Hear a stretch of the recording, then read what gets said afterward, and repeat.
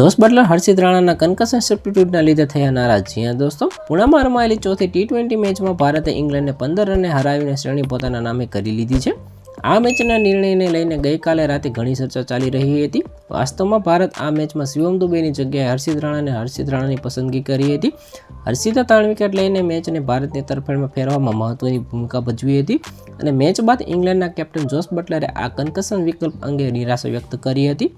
બટલરે સ્પષ્ટપણે કહ્યું હતું કે આ કોઈ બદલાવ નથી જે લાઇક ફોર લાઇક હોય, અને આના વિશે બટલરે કહ્યું કે તો શિવમ દુબેએ તેની બોલિંગમાં વધારેની 25 માઇલ પ્રતિ કલાકની ઝડપ ઉમેરી છે અથવા હર્ષિત રાણાએ તેની બેટિંગમાં ઘણો સુધારો કર્યો છે।